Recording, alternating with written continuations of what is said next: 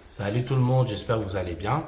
Alors, donc là aujourd'hui ça va être notre 6e séance de code ensemble. Donc là je vais vous faire une série de codes et donc je vais répondre, je vais poser les questions, je vais lire les questions, je vais y répondre et je vous donnerai les réponses au fur et à mesure et je vous expliquerai pourquoi j'ai répondu telle et telle réponse.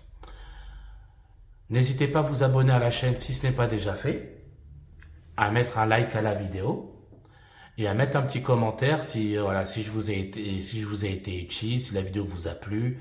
Voilà, c'est important pour moi d'avoir vos retours. On va pas perdre de temps et puis on va commencer dès maintenant. Alors, ce panneau annonce une succession de virages à 150 mètres à 600 mètres. Le premier virage est à droite ou à gauche. Donc là, les bonnes réponses, c'est A et D. Donc, c'est bien 150 mètres parce que c'est un panneau de danger et que donc les panneaux de danger, ils signalent toujours un danger 150 mètres avant, hors agglomération, et 50 mètres avant, en agglomération. Et le premier virage, il sera sur la gauche. Donc comme là, ça part sur la gauche, voilà, c'est le premier virage à gauche et le deuxième à droite. Donc bonne réponse A et D. Question numéro 2.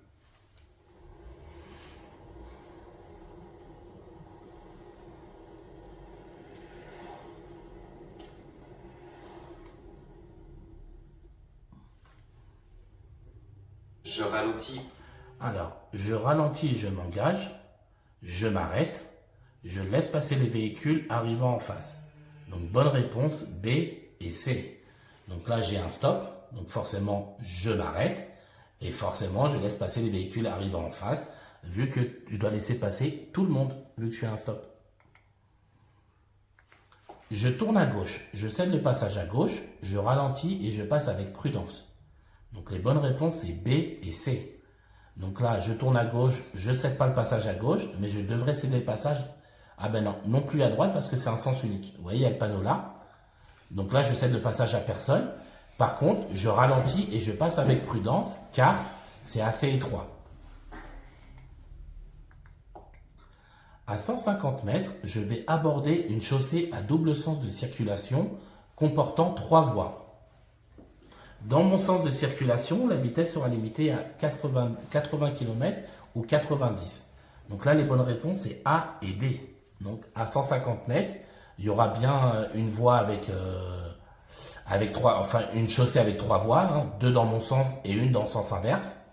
Et moi, je serai limité à 90 km/h parce que j'aurai 2 voies dans mon sens de circulation. Par contre, ceux en sens inverse, comme ils n'auront qu'une seule voie dans leur sens, ils seront limités à 80.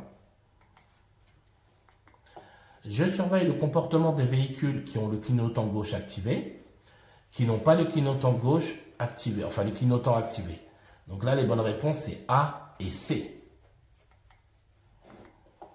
Ce panneau signale une interdiction, une obligation. Cette signalisation me concerne. Donc les bonnes réponses, c'est A et D.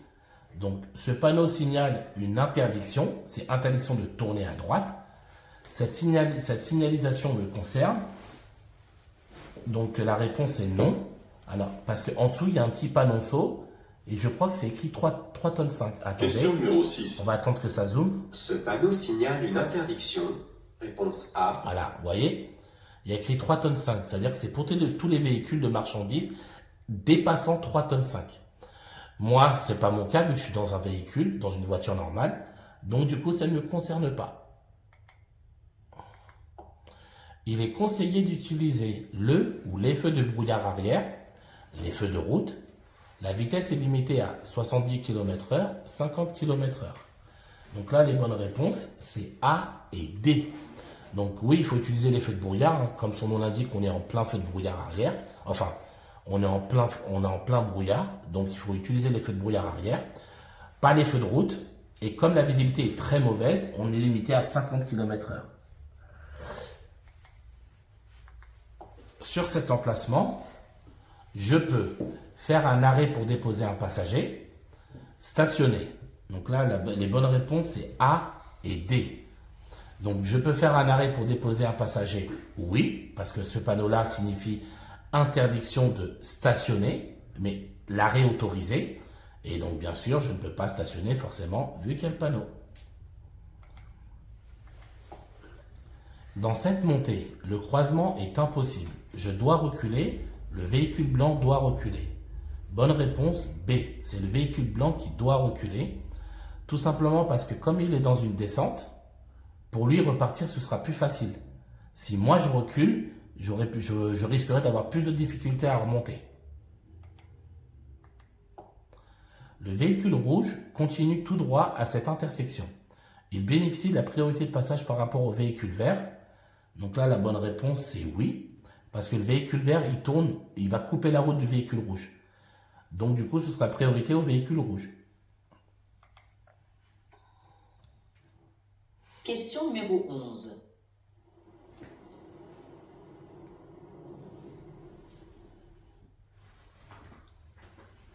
Pour tourner à gauche, je passerai devant ce véhicule, réponse A. Derrière ce véhicule, réponse.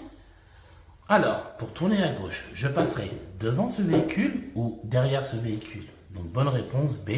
Je passerai derrière ce véhicule car comme je tourne à gauche, je lui coupe la route, ce sera priorité à lui. Ce panneau est temporaire. Je pourrai continuer tout droit à la prochaine intersection. Alors, bonne réponse A et D. Donc, ce panneau est temporaire, oui, parce qu'il est jaune. Donc, c'est temporaire. Je pourrais continuer tout droit à la prochaine intersection. Non, parce qu'il y a un sens interdit. Dans cette zone, le stationnement est payant à alternance semi-mensuelle. Le 10 du mois, je vais devoir stationner du côté pair des habitations, impair des habitations. Bonne réponse B et D. Donc, ce panneau-là, c'est un panneau d'interdiction de stationner à alternance semi-mensuelle. En gros, les 15 premiers jours, vous garez du côté impair et les 15 autres jours, vous garez du côté pair des habitations. Le 10 du mois, je vais devoir stationner du côté, donc comme là on est entre le 1 et le 15, ce sera du côté impair. Donc, réponse D. Après ce panneau, je circulerai sur une route à caractère prioritaire. La vitesse sera limitée à 70 km/h. Donc, bonne réponse A et D. Donc, je circulerai sur une route à caractère prioritaire, oui, parce que là, il y a le panneau qui l'indique. Par contre, comme nous sommes hors agglomération, nous serons limités à 80 km/h et non 70. Par temps de pluie, j'actionne les feux de croisement, les feux de brouillard arrière, le système de désembuage, les essuie-glaces. Donc, bonne réponse A, C et D. Donc, j'actionne les feux de croisement, vu qu'il pleut, forcément. Les feux de brouillard arrière, non, jamais quand il pleut. Pas les feux de brouillard arrière. Le système de désembuage pour enlever la buée, oui. Et les essuie-glaces, forcément, vu qu'il pleut. Les véhicules qui me précèdent peuvent tourner à droite sans attendre le feu vert. Je klaxonne, donc bonne réponse A et D. Donc oui, cette flèche orange nous permet de griller le feu rouge uniquement dans le sens de la flèche. Donc si je tourne à droite, j'ai le droit de griller le feu rouge. Je klaxonne, non, car je ne suis pas en situation de danger immédiat. Ce camion circule sur la voie de gauche. Je le dépasse par la droite. Bonne réponse B. Parce qu'il est tout simplement interdit de dépasser par la droite. Je suis bien placé pour prendre la direction de la Madeleine, Dunkerque. Pour suivre la direction des gares, je vais emprunter une autoroute, une route nationale. Bonne réponse A et D. Donc je suis bien placé pour aller en direction de la Madeleine. Vous voyez, c'est écrit là. Et je vais devoir prendre une route nationale, parce que là, il y a le N. Alors, on voit mal à la télé, mais c'est le N de national. À gauche, c'est bleu, donc c'est l'autoroute. Mais là, moi, je suis bien placé pour suivre la Madeleine par la route nationale. Ce véhicule sort d'un parking. Je dois lui céder le passage. Je place mon pied face au frein, mon pied droit face au frein. Donc, bonne réponse B et C. Comme il sort d'un parking, il sort d'un endroit privé, je suis prioritaire par rapport à lui, mais je place quand même mon pied droit face au frein. On ne sait jamais s'il ne respecte pas le code et qu'il passe devant moi, au moins je suis prêt à freiner. Question numéro 20.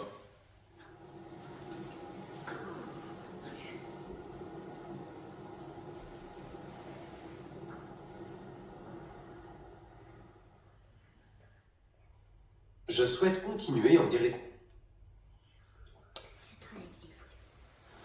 Je souhaite continuer en direction de Noirmoutier. Je n'ai pas besoin de changer de voie. J'actionne le clignotant immédiatement. Je change de voie immédiatement. J'attends un peu pour changer de voie. Bonne réponse D. Donc, je n'ai pas besoin de changer de voie si. Il faudra que je change de voie pour aller en direction de Noirmoutier. J'actionne le clignotant immédiatement, non, parce que si vous regardez sur la gauche, il y a un véhicule en train de me dépasser. Je change de voie immédiatement, toujours non, à cause du véhicule. J'attends un peu pour changer de voie, oui. Dès que la voie sera libre, je pourrai y aller. Sur cet emplacement, je ne peux jamais stationner. Je peux stationner la nuit entre 20h et 7h. Je peux stationner la journée entre midi et 14h. Donc, bonne réponse B. Je peux stationner la nuit entre 20h et 7h du matin. Parce qu'après, il y a les livraisons, donc il ne faudra pas que je gêne. Mais entre 20h et 7h, c'est possible. À cette intersection, sans signalisation, le véhicule blanc bénéficie de la priorité de passage. Donc la réponse est oui. Quand vous voyez une rue à droite et qu'il n'y a pas de panneau stop ou de panneau céder le passage ou de marquage au sol stop ou de marquage au sol céder le passage, le code de la route dit absence de signalisation est égale priorité à droite. Pour tourner à gauche à la prochaine intersection, je dois céder le passage à droite, céder le passage en face. Donc bonne réponse A et D. Donc je devrais céder le passage à droite. Pourquoi? En fait, le gros trait signifie la route prioritaire. Et donc, comme moi, je vais tourner à gauche, je devrais céder le passage à ceux qui viennent de droite, qui auront, et en plus, ils seront sur la route prioritaire. Et je devrais céder le passage en face, non, parce que ceux d'en face, ils ont le petit trait. Ça veut dire qu'eux, ils auront certainement un stop ou un céder le passage. Je circule à une vitesse correcte. Donc, bonne réponse A, donc oui, parce que je suis à 80 km/h sur une route hors agglomération. Je continue le dépassement. Bonne réponse B. Donc non, je ne continue pas. Il y a des flèches de rabattement. Je me rabattrai derrière cette voiture. Comme il y a les flèches de rabattement, il est conseillé très vivement de revenir à droite. J'actionne les feux de route. La nuit, il est conseillé de réduire l'allure. Bonne réponse A et C. Donc oui, j'actionne les feux de route car donc il y a les deux conditions réunies. Pour pouvoir mettre les feux de route, vous devez vous retrouver dans deux situations. La première, vous devez être seul sur la route, c'est le cas, et il doit y avoir aucun éclairage. C'est également le cas. Donc oui, j'active les feux de route. Et la nuit, il est conseillé de réduire l'allure. Forcément, oui, car on a une mauvaise visibilité. Je me décale sur la gauche, je maintiens l'allure, je ralentis. Donc la bonne réponse est C, je ralentis. Lui, il me force un peu le passage, mais je ne vais pas me mettre à gauche parce qu'à gauche, il y a un véhicule qui est déjà sur la voie. Donc je vais simplement ralentir pour augmenter ma distance de sécurité avec ce véhicule. Quelle balise permet d'identifier une intersection? La balise A, la balise B, la balise C, la balise D. Donc, bonne réponse, c'est la C. Donc, celle-ci représente une intersection. Donc, c'est celle-ci. Le long du trottoir de droite, je peux stationner, faire un arrêt. Donc, les bonnes réponses, donc, c'est B et C. Donc, ce marquage-là sur le trottoir signifie arrêt autorisé, mais stationnement interdit. Donc là, je peux stationner non, mais j'ai le droit de m'arrêter. Et s'il y avait un trait jaune continu, ben là, ce serait et arrêt autorisé et stationnement, pardon, excusez-moi, je répète. S'il y avait un trait jaune continu, ce serait et interdiction de s'arrêter et interdiction de stationner. Comme là, c'est des pointillés, c'est simplement interdiction de stationner, mais arrêt autorisé. Question numéro 30.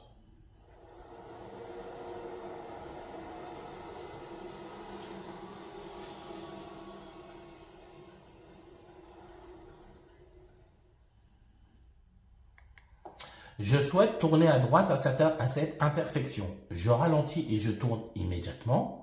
Je m'arrête. Je tournerai lorsque les feux seront éteints. Le cycliste encourt une amende. Donc, bonne réponse. B, C et D. Donc, je m'arrête. Pourquoi? Parce qu'il y a le signal rouge clignotant. Donc, le feu rouge clignotant, c'est pour les passages à niveau. Quand il y a un train qui passe, feu rouge clignotant veut dire stop absolu. On s'arrête. Je tournerai lorsque les feux seront éteints, oui. C'est-à-dire que là, j'aurai le droit de tourner. Et le cycliste encourt une amende parce qu'il a grillé le feu. Et comme il est sur la route, il doit respecter les mêmes feux que nous. La même signalisation que nous. Je dépasse le cycliste. Je dois respecter un intervalle de sécurité d'au moins 1 mètre ou 1,50 m. Bonne réponse A et C. Donc oui, je dépasse le cycliste. Très bonne visibilité. Pas de véhicule derrière. Je ne me fais pas dépasser sur la gauche. Et comme je suis en agglomération, c'est 1 mètre. Et si j'étais hors agglomération, ce serait 1,50 m. Le véhicule A doit céder le passage au véhicule B ou au véhicule C. Pour croiser le véhicule B, il faut tourner devant celui-ci ou il faut tourner derrière celui-ci. Donc, bonne réponse B et C. Donc, le véhicule A, le véhicule A doit céder le passage au véhicule C. Parce que le véhicule C, lui, va continuer tout droit. Il n'a pas mis de clignotant. Et comme le véhicule A, il va tourner sur sa gauche, ce sera priorité en face.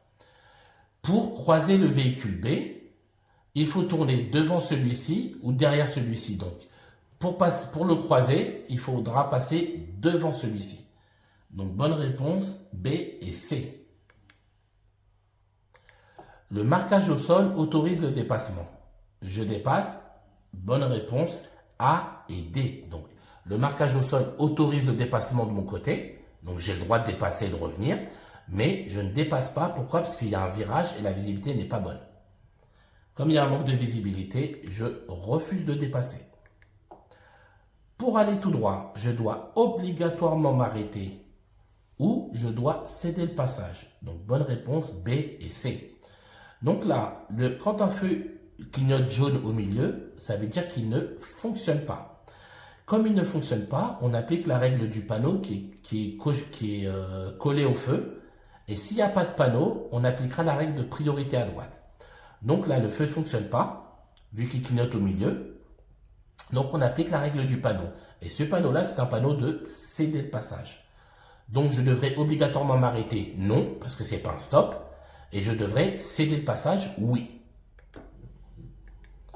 Sur cette section de route, la vitesse est limitée à 90 km/h en période probatoire, hors période probatoire. Donc, bonne réponse B et C.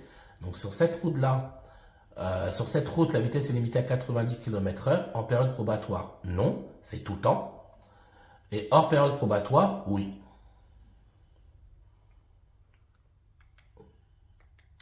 Sur cette chaussée, j'actionne les feux de brouillard avant, les feux de brouillard arrière. Donc, bonne réponse B et D. Donc là, ça ne sert à rien parce qu'il ne neige pas. Il a neigé, mais il ne neige plus. Donc là, aucun feu n'est utile là. Ma passagère a la jambe dans le plâtre.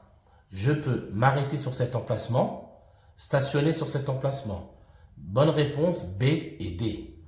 Ce panneau-là, c'est un panneau pour... donc le petit panonceau, pardon, c'est une place réservée pour les personnes en handicap. C'est GIG et GIC. Donc, grand invalide de guerre pour GIG et grand invalide civil pour GIC. D'accord? Être dans un plâtre, ce n'est pas être handicapé. Donc du coup, on n'a pas le droit ni de s'arrêter, ni de stationner sur cette place-là, même si on est le pied dans le plâtre. J'ai le bénéfice de la priorité de passage par rapport à ce véhicule, si je continue tout droit, si je tourne à droite. Donc bonne réponse, A et C. Donc, comme le véhicule il va tourner sur sa gauche, peu importe où je vais, il devra me céder le passage. Enfin, peu importe, non. Si je vais tout droit, il doit me céder le passage. Si je vais à droite, il me cède le passage. Et si je tourne à gauche, nous deux, on devra se céder le passage. Pour dépasser un 2 roues en agglomération, je dois respecter une distance latérale de sécurité d'au moins 1 mètre ou 2 mètres. Dans cette situation, je peux dépasser oui ou non. Donc, bonne réponse A et C. Donc, comme je suis en agglomération, je devrais céder à une distance latérale de sécurité de 1 mètre. Et si j'étais hors agglomération, ce serait 1,50 mètre. Dans cette situation, je peux dépasser, oui, on a une très très bonne visibilité, il n'y a pas de voiture, il n'y a rien, je ne mets personne en danger, donc je peux. À 2,5 km, je vais pouvoir m'arrêter pour faire une pause si le moteur de mon véhicule surchauffe en cas de défaillance du système de freinage. Bonne réponse C. Donc ça, c'est ce qu'on appelle une voie de détresse. Et en gros, elle est faite pour si vous perdez l'usage de vos freins. En fait, là, ici à l'intérieur, c'est une sorte de grand bac à sable. Et en fait, votre voiture, elle va foncer dedans et elle va s'enfoncer dans le sable jusqu'à s'arrêter toute seule. Donc, c'est une voie de détresse faite exprès pour ceux qui perdent l'usage de leurs freins dans des grandes pentes comme ça. Donc, voilà les amis, le cours d'aujourd'hui est terminé. J'espère que ça va vous aider. J'espère que ça va vous permettre de mieux répondre. Moi, je vous dis bon courage à tous et à bientôt.